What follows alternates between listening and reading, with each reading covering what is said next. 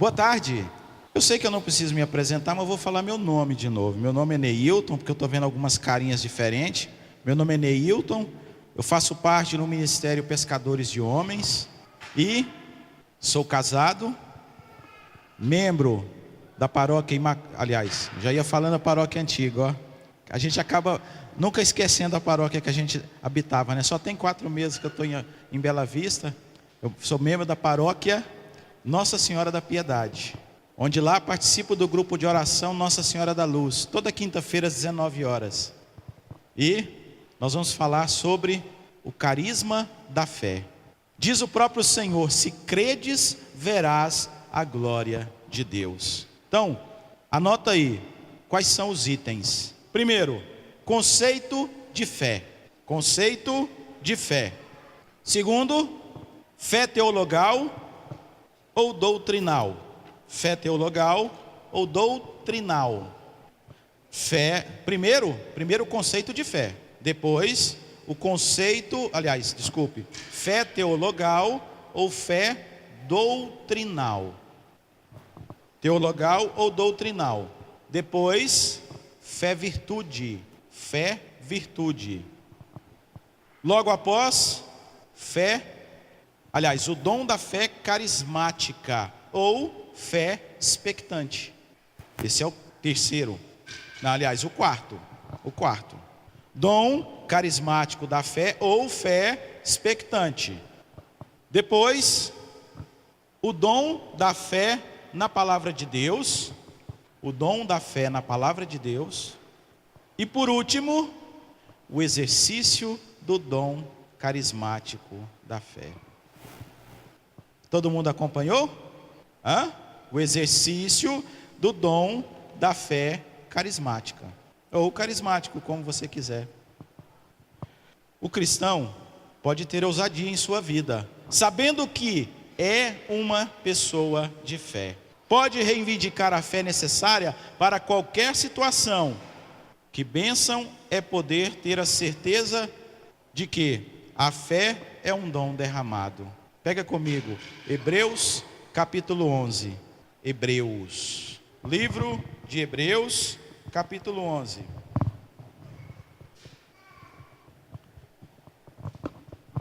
Hebreus, capítulo 11, versículo 1. Amém ou misericórdia? Para facilitar, para ficar mais fácil, está antes do Apocalipse e logo após o Gênesis. Ficou fácil, não ficou? Hebreus capítulo 11, versículo 1. Eu vou lendo para a gente não perder tempo. Senão, a minha coordenadora vai brigar comigo depois, que eu fiquei enrolando. Versículo 1. A fé é o fundamento da esperança. É uma certeza a respeito daquilo que não se vê. Foi ela que fez a glória dos nossos antepassados. Pela fé, reconhecemos que o mundo foi formado pela palavra de Deus e que as coisas visíveis se originaram do invisível.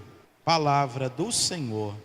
Se você não encontrou, não tem problema não. Anota para depois você ler em casa, tá bom? Hebreus capítulo 11, versículos de 1 a 3. Amém?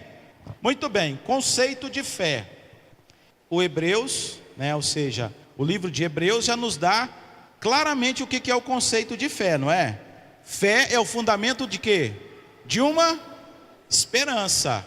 É uma certeza a respeito do que não, mas vamos trazer para a nossa realidade, mais clara. A fé, ela não pode ser algo que eu pegue, não é?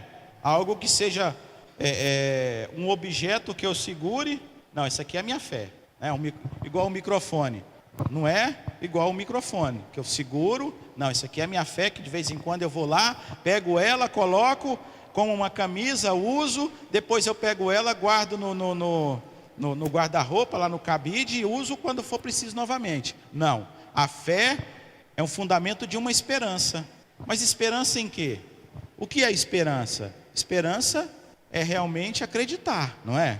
O povo costuma dizer que o brasileiro tem muita esperança, não é? E se a gente for notar, a gente é um povo esperançoso mesmo, não é? A gente tem esperança de que o Brasil melhore, a gente tem esperança de ter uma casa própria, a gente tem esperança de ter pelo menos um carrinho velho para a gente poder locomover, a gente tem esperança de ter um emprego que possa ser um emprego digno para poder sustentar a minha família. A gente não tem esperança de ficar rico. Alguém aqui tem esperança de ficar rico? Não adianta, a gente sonha em ter algo. Então, a gente pode trocar a esperança pelo quê? Pelo sonho, não é? Sonho de ter algo. Assim é a fé. A fé é ter a esperança, é ter o sonho de um dia poder morar onde? Lá no céu, lá no céu. Sendo assim, a carta aos Hebreus, em seu capítulo 11, traz o texto mais expressivo a respeito da fé. Diz o sagrado: a fé é o fundamento da esperança, é uma certeza a respeito daquilo que não se vê. A fé, então, sendo assim, é uma análise do dom que o Espírito Santo colocou à nossa disposição, ou seja, à disposição do homem, para que ele possa experimentar corretamente a onipotência de Deus. A onipotência de Deus. A fé também pode ser descrita como, no mundo de hoje, e principalmente no mundo de hoje, é um grande desafio, pois muitos só creem em si mesmos, nas suas próprias capacidades, nos seus próprios talentos, no seu dinheiro, dos seus planos, já não acreditam nos outros, na fé em Deus, e está muito fragilizada. Algumas vezes trata-se de uma fé até tradicional. Eu trabalhava como professor no Senai, e aí teve vezes que eu fui dar aula de manhã, onde era o ensino médio, né? Ensino articulado. E aí eu conheci um professor de química. Eu fiquei triste quando eu o conheci. Ele me viu, assim que ele me viu, ele viu a cruz no meu pescoço, né? Aí ele virou para mim e falou assim: ah, você é cristão? Eu falei: sou, graças a Deus eu sou católico, apostólico, romano. Aí ele: que bom para você. Quando ele falou assim, eu fiquei meio indignado. Falei assim: mas por que, irmão? Por que bom para mim? Ele falou: porque eu não sou cristão, eu sou ateu. Eu falei: como assim ateu? Você não acredita em Deus? Ele falou: não. Eu falei: irmão, mas então como você explica então tudo isso que você vê, toda essa criação, todas essas maravilhas? Ele falou: não, isso aconteceu no Big Bang, não sei o que e tal, aquelas fundamentações de ateus que falam essas coisas, esse monte de besteira da ciência. Aí eu falei para ele assim: como você explica então o dom da vida? E ele falou assim: simples, o homem se relaciona com a mulher, então ela fica grávida e aí o dom da vida acontece. Tá, mas e aí? Simplesmente isso? Como você explica então a alma do homem? Todos os argumentos que eu falava com ele, ele tinha uma resposta científica. Eu percebi de que aquele cara não adiantava eu falar nada, porque ele já tinha uma opinião formada, e aquilo para ele era simplesmente o que ele seguia. Percebe que no dia, e nós temos muitas pessoas hoje que são assim, muitas vezes pessoas cristãs, que esqueceram como que é viver a fé. Tem pessoas que vivem a fé de forma simplesmente comprada, comercial. Se nós observarmos aí fora, tem pessoas que usam da fé para ganhar dinheiro. Aqui eu não estou aqui para poder falar nome de ninguém, mas você sabe disso, de pessoas que usam da fé dos outros para se beneficiar. Agora, para nós, o que é interessante é saber de que, primeiro, vocês são pessoas de fé, porque estão aqui. Eu sempre vejo o povo falar que não interessa a quantidade de pessoas, mas sim aqueles que estão, porque se vocês vieram, é porque, primeiro, vocês acreditam de que pode mudar alguma coisa na sua vida, e segundo, eu tenho esperança de que minha vida possa melhorar, não é? Não é assim? Antes de eu continuar, fecha seus olhos, em nome de Jesus, fecha seus olhos. Eu tenho certeza que você tem uma esperança, você tem um projeto, você tem algo que realmente, quando você chegar à segunda-feira, é o que você quer alcançar. Cada um de nós, brasileiros, seja quem for, tem uma meta. Cada um de nós tem uma meta na vida. Qual será essa meta sua? Você não precisa falar, mas eu quero que você visualize isso agora nesse momento. Deus, nosso Pai, Ele conhece o nosso coração.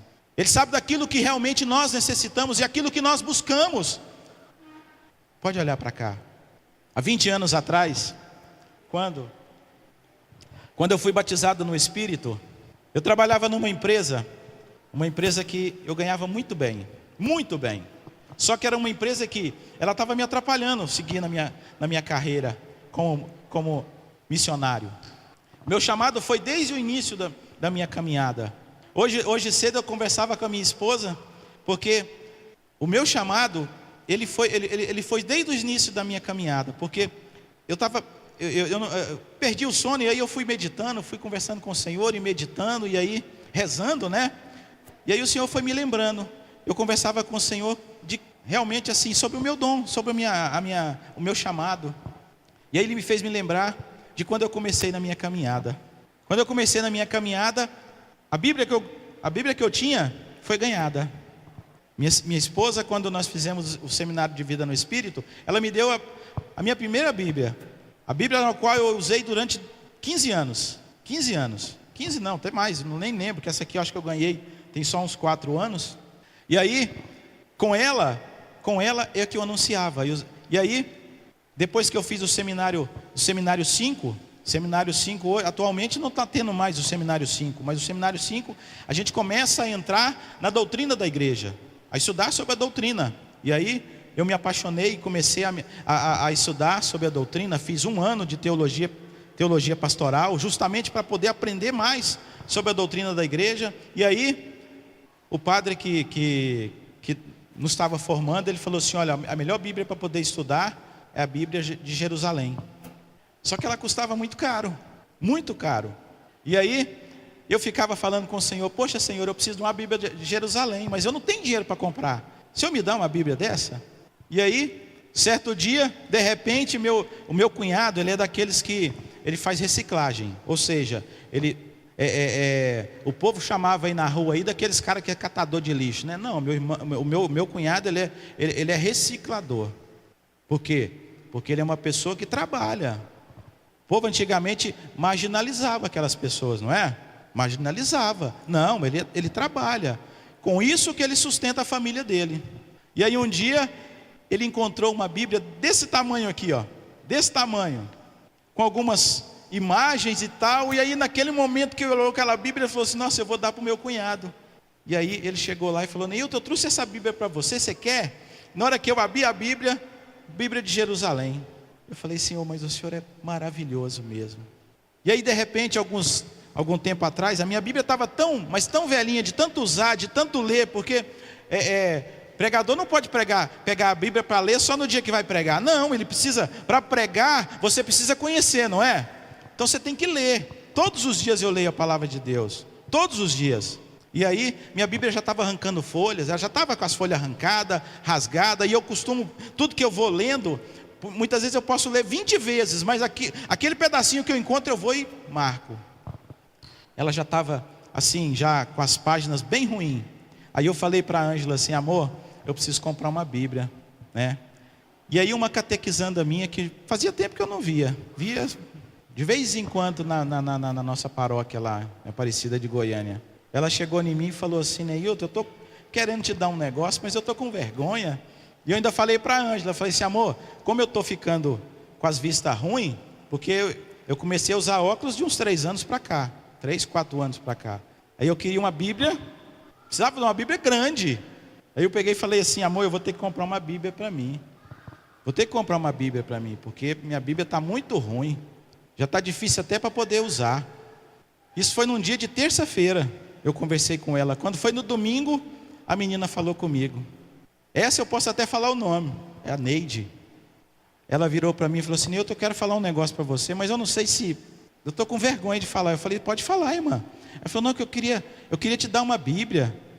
Aí ela me entregou a Bíblia. Na hora que ela me entregou essa Bíblia grande desse jeito, eu fiquei rindo. Ela falou assim: por que você está rindo? Eu falei assim: porque eu precisava de uma Bíblia, e eu pedi ao Senhor que me desse a graça de comprar uma Bíblia, porque a minha estava ruim, e aí você vem e me entrega a Bíblia. Aí eu abracei ela, dei um beijo nela e falei assim: muito obrigado. E ela ficou tão feliz. E aí, hoje eu estava pensando nisso, falei: cada um de nós, sabe por que eu estou falando isso para você? Porque cada um de nós tem um chamado. Lembra que eu comentei sobre isso ontem? Nós precisamos simplesmente perguntar para o Senhor. Cada um de nós tem um chamado. Agora, isso precisa ser movido por quê? Pela fé. Pela fé. Não é à toa que nós vamos fazer algo pelo Senhor ou pelos outros. Porque não adianta pensar que você vai fazer a graça de Deus acontecer para Deus. Não, você vai fazer para os outros. Quando você casa para fazer o outro feliz e não você feliz. Eu costumo fazer, dar formação para noivos. E é isso que eu sempre falo. Você casa para fazer o outro feliz e não você feliz. Sendo assim, queridos irmãos, nós entramos justamente na fé teologal. Fé teologal, ou seja, é a fé que acredita. A fé teologal é a que acredita.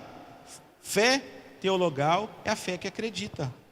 Por ela, o cristão nas verdades reveladas por Deus sobre si mesmo e sobre o homem é que são designadas pela igreja. Repito, é por ela que o cristão acredita nas verdades reveladas por Deus sobre ele e sobre o homem, e que são definidas pela igreja. Pela orientação da igreja, eu acredito naquilo que foi revelado para mim por Deus e aquilo que é revelado também para o meu irmão. A fé teologal faz o homem a crer fielmente em Deus como Pai, que se importa com a sua vida, crer em Jesus Cristo, que foi enviado pelo Pai, Filho de Deus, para salvar o mundo, e também no Espírito Santo, que edifica a igreja e a santifica. Crer no Espírito Santo é o poder e crer que o Espírito Santo é o poder de Deus. Essa é a fé teologal. É aquela fé que eu aprendo, ou seja, é aquela fé que eu aprendo desde a minha catequese. A fé teologal também vem em consequência do batismo, do anúncio de Cristo, do testemunho da catequese, que aprofunda a esperança e faz com que o homem realmente haja pela caridade. Amém? Até aí estou indo bem, ou seja, está dando para entender ou não? Estou indo muito rápido? Então tá bom. Fé virtude, ou também conhecida como fé que confia. A fé virtude leva o homem a confiar plenamente na realização das promessas de Deus, impulsiona-o a ir além do ato de aderir às suas promessas, conduzindo a uma entrega total a Deus e à sua providência, como está escrito em Mateus capítulo 6, versículo 25. Mateus capítulo 6, versículo 25. É também pela fé virtude que o homem se abandona na providência divina, pratica a palavra de Deus e vive segundo a mentalidade de Jesus Cristo. Não só conhece os mandamentos com a sua inteligência, mas interioriza-os no coração, vive os ensinamentos de Deus, não como obrigação, mas por amor, e experimenta e crê na bondade e misericórdia de Deus.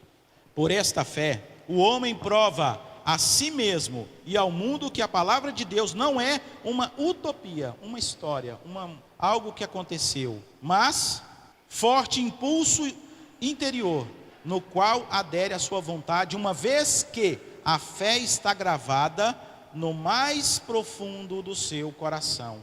Romanos capítulo 4, versículo 19. Romanos capítulo 4, versículo 19. E por fim, a fé virtude leva o homem a crer e experimentar porque nele se revela a justiça de Deus, que se obtém pela fé e conduz a fé, como está escrito: o justo viverá pela fé. Romanos 1:17. Romanos 1:17. O dom carismático da fé, ou a fé expectante. Lembra que eu comentei ontem sobre o que aconteceu comigo no hospital? Vocês lembram? Que aí, chegado em determinado momento, esse celular está ficando doido. Abriu um monte de coisa, ó. Deixar ele aqui que ele para de mexer. Mateus 6:25? 6:25. Está na fé virtude. Está falando sobre o quê? Leva o homem a confiar plenamente na realização das promessas de Deus, mesmo nas tribulações. Mateus 25. 6:25. Peraí, lê de novo. 6:25. Exatamente, agora lê de novo. Portanto, eis que eu vos digo, não vos preocupei com vossa vida pelo que comeis, nem pelo corpo, pelo que vestireis. A vida não é mais do que um alimento e o corpo não é mais do que veste. Portanto, ou seja, se eu não me preocupo é porque quem vai me condicionar isso? Às vezes, vou trazer para a nossa realidade. O que o Senhor quis dizer justamente nessa leitura? Aqui, eu só dei os caminhos, né? Aí está escrito, principalmente na Bíblia Ave Maria, está escrito assim, ó, vãs preocupações, não é? Vãs preocupações. A fé, virtude, como eu disse, olha só, leva o homem a confiar na realização das promessas de Deus. Vou ler só o primeiro. Ou seja, vou trazer para a minha realidade. Eu estou desempregado desde janeiro desse ano. Eu saí da escola do Senai, né? Saí da escola em dezembro. Aliás, eu trabalhei até dezembro. Em janeiro eu comecei a ficar desempregado. Como eu ganhava um salário, como eu era professor e professor técnico do Senai, eu ganhava 5 salários mínimos. 5 salários. Quando eu fui lá dar entrada no seguro-desemprego, foi negado. Por causa justamente do alto salário. Foi negado. E aí eu não recebi nada. Eu estava até ontem desempregado. Porque a segunda-feira eu vou estar empregado. Não vou? Vou estar empregado. Desde janeiro até hoje, eu pago aluguel lá em Bela Vista de Goiás. São 3 pessoas na minha casa. Eu nunca fiquei sem nada, ou seja, eu nunca precisei falar para irmão nenhum, olha, eu estou desempregado, estou precisando comer. Não. Todas as vezes que faltava alguma coisa, ou seja, a vasilha de arroz começando a ficar vazia, de repente vinha alguém e falava assim, olha, eu vim trazer uma cesta para você. A fé faz acreditar. Eu não preciso preocupar com o que eu vou vestir, o que eu vou comer. Eu preciso preocupar em quê? Em fazer a vontade de Deus. Essa é a vã preocupação. Puxa vida, eu estou devendo fulano, eu estou devendo ciclano, eu preciso comer, eu preciso vestir. E aí, muitas pessoas hoje, e é o mal daqueles que muitas vezes começam a reclamar, aí nós vamos ficar igualzinho aquelas pessoas que saíram do Egito e logo no início, quando estava de frente para o mar e começou a olhar para trás e viu o faraó vindo, falou assim, poxa Moisés, você tirou a gente de lá do Egito para chegar aqui de frente ao mar morrer. É murmurar. Deus odeia a murmuração. Deus odeia a murmuração, mas ama aqueles que com fé acreditam nele, porque jamais irá perder a fé. Todas as indicações que eu disse para você aqui dessas leituras levam justamente aquilo que eu estou falando aqui, ó. Entendeu? Tá bom? Posso continuar? O dom carismático da fé, ou fé expectante. A fé carismática se manifesta quando a pessoa é movida a ter uma confiança íntima de que Deus agirá de forma atual. Essa confiança leva a uma oração convicta, a uma decisão, a uma firmeza de atitude ou algum ato que libera a bênção de Deus. Aí, ó, as provas estão: Marcos 11, 22, Mateus 11, 24, Êxodo. Lembra que eu falei sobre a questão de Moisés? Está aqui, ó, Êxodo 14. 14 quer dizer o capítulo. Êxodo 14, versículo 13, tá? Ou seja, a fé que eu faço não intimida, não quer dizer intimidar a Deus, mas dizer para o Senhor: Senhor, eis aqui, eu preciso. E Deus responde. Quer uma prova real disso? Pega comigo 1 Reis. 1 Reis, capítulo 18, versículo 36b. 1 Reis, capítulo 18, versículo 36b. Amém ou misericórdia? 1 Reis 18, 36. Elias estava diante de vários profetas que cultivavam ou adoravam um Deus não verdadeiro. Chamava-se Baal.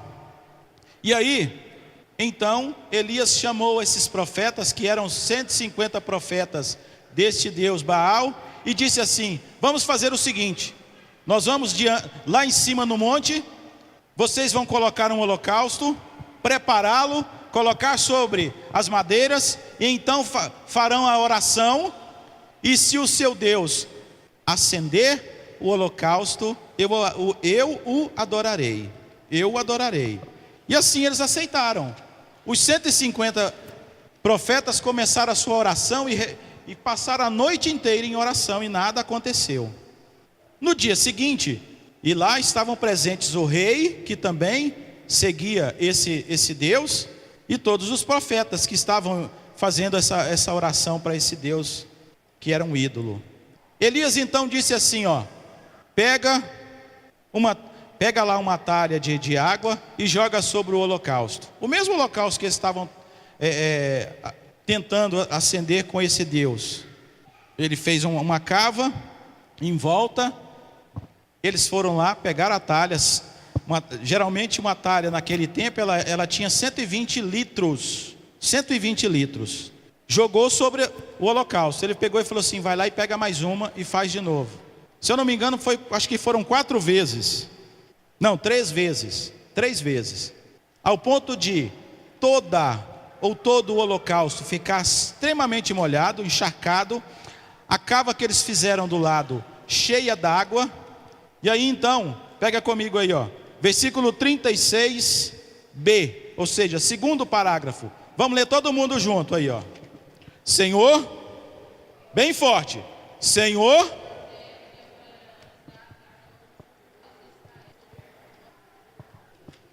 continua. Ouvi-me.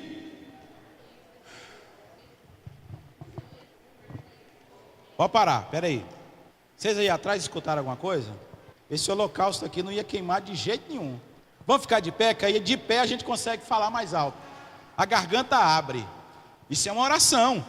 Vou ensinar uma coisa para vocês. Quando você quiser fazer uma oração, de repente você fala assim: eu não sei o que falar. Várias orações que estão na Bíblia, você pode usar como oração de poder para você. Você pode utilizar ela para você. Portanto, abre a boca, fala mais alto. O povo lá atrás não escutou nadinha.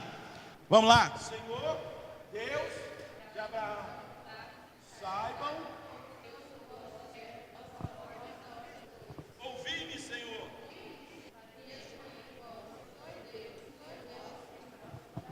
Palavra do Senhor. Uma salva de palmas, porque a palavra de Deus merece. Sabe o que aconteceu nessa hora? Essa aqui, é uma oração carismática. Isaías, Elias, ele fez uma oração carismática, porque ele acreditava. Ele não interessava se realmente ia acontecer ou não, mas ele sabia que ia acontecer. No momento em que ele terminou a oração, Deus derramou do céu um fogo que consumiu todo o holocausto, toda aquela água, todas as pedras foram queimadas, para a honra e glória do Senhor. Essa é a oração carismática. Ou seja, lembra que eu falei ontem? Eu falei: Senhor, eu tenho que estar amanhã cedo lá no seminário. Foi o Senhor que me chamou, mas eu estou aqui. O que o Senhor quer que eu faça? Que eu esteja aqui ou que eu esteja lá amanhã cedo? O que aconteceu? Vocês lembram? 40 minutos depois a mulher veio e falou assim: olha, seu filho está liberado. A fé carismática, aquela que eu falo com o Senhor e digo: Senhor, eu acredito. Não interessa o que eu esteja passando. Agora não pense você de que: mas você está desempregado, você está isso, está aquilo. Não, Deus não vai te suprir com coisas materiais, não. Deus vai te suprir principalmente aquilo que o próprio Jesus diz: se vocês que são maus dão coisas boas aos vossos filhos, quanto mais Deus vos dará o Espírito Santo. O Espírito Santo é força para resistir, força para olhar para frente e dizer: eu posso. Isso é fé carismática. Isso é fé carismática. Não interessa. principalmente o que eu possa estar passando, mas eu acredito que a minha vida é maior do que passarinhos. Se você continuar a oração de Mateus, ela vai dizer: vossa vida é mais do que passarinhos, do que pardais. Deus te ama e Ele vai te dar coisas boas. Basta apenas, e Ele nos chama a acreditar. Sabe, eu aprendi isso durante toda a minha vida, de que quando nós colocamos a nossa fé diante do Senhor e dizemos: Senhor, eu quero, porque eu acredito que o Senhor pode mais, Deus faz um milagre. Você quer um milagre na sua vida? Sim ou não? Sim ou não? Sim. Basta você acreditar, exercitar a sua fé. Ah, Neilton, mas como é que eu faço para exercitar a minha fé? Como que eu faço para realmente exercitar a minha fé? Simples. Primeiro passo eu te dou. E esse é o carro-chefe. Qual que é? Oração. Eu tenho que orar. Se eu não rezar, eu não sei se realmente eu vou estar em intimidade com o Senhor. Estar em intimidade com uma pessoa, ontem eu disse isso, o que acontece? Como que eu faço para ter intimidade com uma pessoa?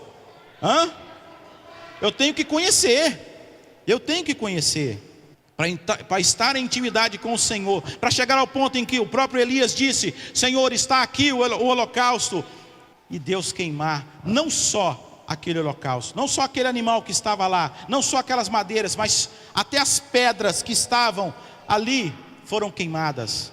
Aquilo é intimidade com o Senhor. Aquilo não é, e quando eu digo pôr à prova o Senhor, não é pôr à prova a Deus, porque o próprio mandamento de Deus diz: não tentar ao Senhor teu Deus. Mas sim, Deus, Ele fica feliz quando Ele vê que o seu filho acredita que Ele pode fazer mais. Isso é fé expectante. Aí eu entro no exercício do dom carismático da fé.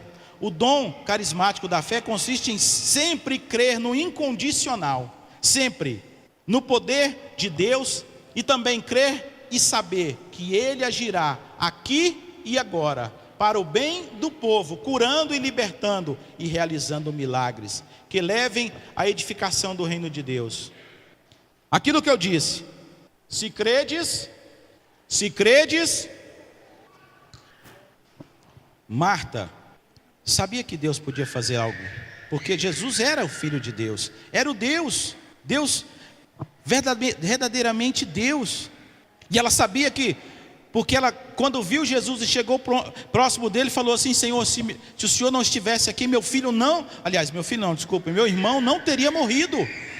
Mas, olha só a fé daquela mulher. Mas sei também que o Senhor, nesse momento, se pedir a Deus, Ele vai fazer algo pelo meu irmão. Ela sabia que Jesus poderia ressuscitar o irmão dela. Mas aí no momento em que, ao caminhar, e é isso que acontece com a gente na nossa vida, no nosso dia a dia, o cristão, principalmente nós, Renovação Carismática Católica, nós temos muito esse defeito. A gente ao longo da nossa caminhada, às vezes a gente começa a vacilar. Puxa vida, mas... E volto a dizer, quando a gente começa a olhar para as coisas materiais, não, Deus Ele não quer que você seja um cara milionário, não. Ele quer que você tenha e seja rico na graça de Deus, para que as pessoas que você se aproximarem dela sintam o transbordar da ação de Deus na vida delas. Mas é natural. E aconteceu isso com Marta. Veja que ela fez uma oração magnífica: Senhor, eu sei também que se pedirdes ao Pai tudo o que o Senhor pedir, Ele vai fazer. Isso foi uma oração magnífica que ela fez, uma oração de fé carismática.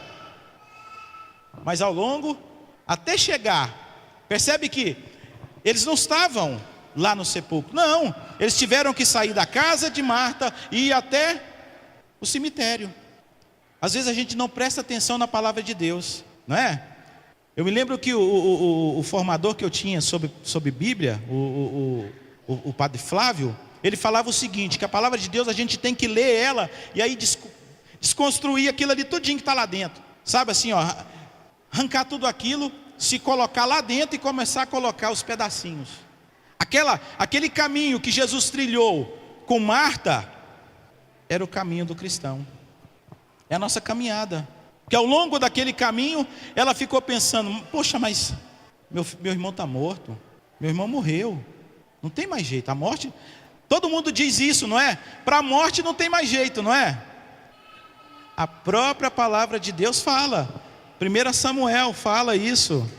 Quando a água é derramada no chão, não tem mais jeito de recolher. Assim é a alma do homem. Após a morte, acabou. E aí ela começou a pensar nisso. Puxa vida, não, meu irmão morreu, acabou. Mas ela estava junto de quem? Do mestre. Ele estava do lado dela, mas mesmo assim ela começou a pensar: não tem jeito mais, acabou. Muitas vezes a gente pensa isso perante a doença. Alguns meses atrás, eu fui visitar uma irmã de caminhada, cantava, animava no grupo de oração. E aí ela teve um câncer de mama. Teve que retirar. Primeiro retirou a primeira mama, e aí apareceu na outra, ela tirou a outra. E aí eu fiquei sabendo que ela estava doente e fui lá. Quando eu cheguei lá, ela estava mais careca do que eu. Estava com a cabeça toda raspada. E aí eu cheguei, né? Eu sou muito sorridente, né? E eu cheguei feliz, assim, sorrindo para ela. E ela pegou, olhou para mim e falou assim, ela já foi falando: eu estou doente, eu estou isso, eu estou aquilo. Eu falei: peraí, vamos rezar? E aí a gente orou e tal. E aí ela falou assim: olha, eu estou começando o meu tratamento com a quimioterapia. Vão ser 10 sessões, depois mais 10 sessões de radioterapia. Eu falei assim: minha irmã, tenha fé, é só acreditar. E eu fui mais 2 vezes. Eu fui num dia em que ela tinha acabado de chegar da quimioterapia. Sabe, é triste você ver uma pessoa depois que ela passou por uma sessão de quimioterapia. Porque ela dizia que até as vistas, o olho dela parecia que estava doendo, tudo nela doía. Parecia que o corpo dela todo tinha, sabe? E aí eu fui mais 3 vezes na casa dela. A gente orou com ela. Aí hoje ela me mandou uma mensagem na hora que eu estava vindo para cá. Ela falou assim: olha, eles fizeram o exame e não tem mais nada. Aí ela pediu assim: você vai lá na casa de uma amiga minha para a gente poder rezar com ela? Falei: vou, maior prazer. Durante a nossa caminhada, às vezes a gente vacila mesmo, isso é normal. Marta, naquele momento, ela caminhava com Jesus e ficou pensando: meu irmão morreu, meu irmão, ele não pode mais voltar. Não, é um câncer, não tem jeito. Não, é uma doença terminal, não tem como. Mas Jesus está aqui, do seu lado, esperando apenas que você creia. Quando ela chegou lá, Jesus falou assim: tira a pedra. Senhor, já tem 4 dias, está fedendo. Não foi assim? A gente ainda vira e fala assim: não, Senhor, mas já está eu já estou num estado que já estou em 10 sessões de quimioterapia. Não, Senhor, eu vou para uma cirurgia que pode ser que vai ser na cabeça e eu não tenho chance. O que ele responde para ela? Se credes, verás a glória de Deus. Meu irmão, eu não sei o que você tem enfrentado, não sei, mas Deus sabe. E eu te digo, Ele está sempre do seu lado, o tempo todo, esperando apenas que você diga assim: Senhor, haja, porque eu creio. Mas talvez você pense assim: mas peraí, Nilton, eu acredito em Deus. Todo mundo acredita em Deus, até Satanás. Você sabia que Satanás acredita em Deus? Acredita, porque ele saiu de lá, ele sabe do poder que Deus tem, ele sabe do poder de salvação que Jesus tem, ele sabe. Tanto é que quando Jesus estava lá no deserto, o que ele fez? O que ele citou? Citou a palavra de Deus. Ele citou a palavra, porque ele sabe. Mas ele sabe também dos filhos que são falhos. A gente é falho, todos nós. A fé carismática, meu irmão e minha irmã, faz o poder de Deus acontecer. Aqui e agora. Aqui e agora. Para terminar, para a gente poder orar. Não é preciso fazer força para ter fé, nem forçar. Deus agirá apenas com as palavras: eu creio. A fé é um dom gratuito, e o cristão deve, com muita tranquilidade, Sempre crer que Ele faz o melhor e que nunca decepciona aquele que nele crê, confia e acredita que Jesus pode. Pois Jesus sempre dirá: se vós que sois maus sabeis das coisas boas, quanto mais o vosso Pai Celeste vos dará. O dom da fé é um presente que Deus nos dá ao bem da comunidade, ao bem da comunidade. Assim como os demais dons, nunca é demais notar que esse dom está profundamente associado à caridade, ao amor. Porque o dom da fé, principalmente o dom da fé carismática, ela precisa servir ao outro. Vocês estão aqui sendo, não vou dizer treinado não, porque é uma palavra tão ruim, mas vocês estão sendo preparados para enfrentar esse mundo lá fora, de pessoas que estão sofrendo. Pessoas que estão sofrendo. Aí você pensa assim: ah, mas eu não tenho experiência para isso. Nem eu tenho. Mas a experiência vem de Deus, através do Espírito Santo. Senhor, o que eu vou falar? Vem Espírito Santo. Vem Espírito Santo e coloca as palavras na minha boca. Quantas vezes pessoas vieram conversar comigo e vinham e falavam um monte de coisa.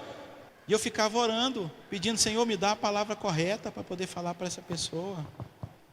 Quantas famílias estão sendo destruídas pela ação do inimigo?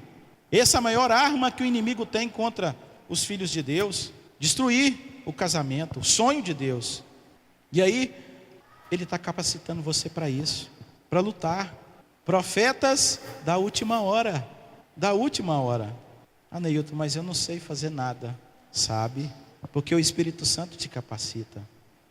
No último dia 11 de agosto, fez 1 ano que meu filho sofreu um acidente, que ele quase morreu. No dia 11 de agosto de 2016, eu fui chamado para pregar num grupo de oração, lá no Santa Luzia. E lá, a coordenadora me chamou e falou assim: Neilton, eu gostaria que você falasse sobre o livro de Jó. Perante todas as tribulações que Jó passou, ele continuou firme na fé. Eu falei: tudo bem, irmã. E aí ali eu fui orando, Deus foi me dando palavras, foi me dando tantas palavras e tantas palavras de conforto. E naquele dia, quando eu cheguei naquele grupo de oração para pregar, eu comecei a pregação por volta de 8h30, 8h40, não me lembro. E geralmente eu desligo o celular ou ponho ele no silencioso.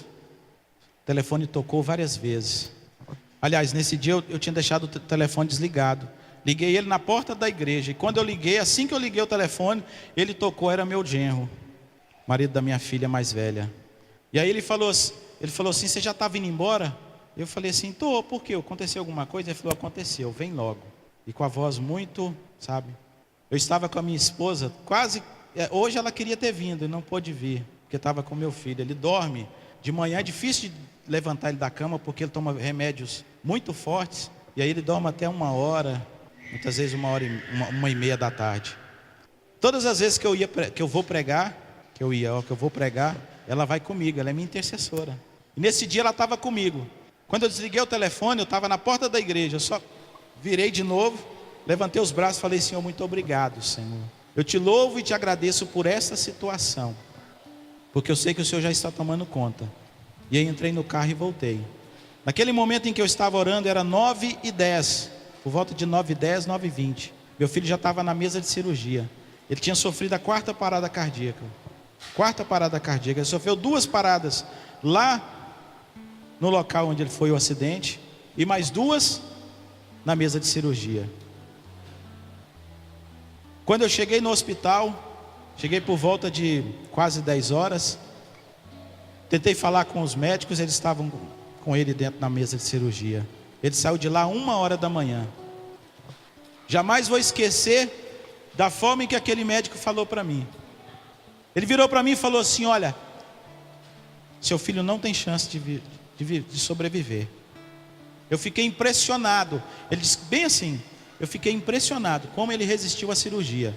Mas se ele sobreviver, ele vai ficar cego, ele não vai falar, ele não vai andar.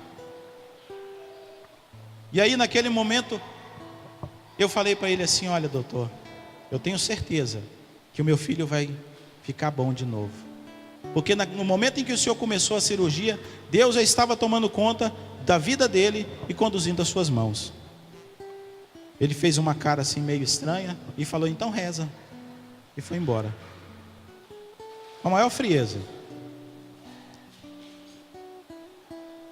No quarto dia, todos os dias nós íamos visitar meu filho lá no Hugo, lá na UTI. Todos os dias a gente ia visitá-lo. E aí no lugar onde foi feita a cirurgia, essa parte da cabeça dele aqui no crânio aqui, ó, não tem mais esse osso, porque teve que tirar, porque estava quebrado. Eu colocava a mão sobre a cabeça dele e orava. A gente orava, eu e minha esposa. No quarto dia, quando a gente chegou, eu conversei com o meu filho. E a oração que eu fazia, junto com ele, eu dizia assim, Senhor, eu te louvo pela vida do meu filho. Mas, se o Senhor tiver que levar a vida dele, eu te entrego nesse momento. Faça a tua vontade. Mas que se o Senhor levá-lo, nos dê força para suportar. No quarto dia, quando nós chegamos no hospital, e a Ângela, assim, mãe é diferente, né? Ela sempre cumprimentava ele, já ia conversando e conversando. E aí assim ela fez. Ela cumprimentou ele e ele abriu os olhos.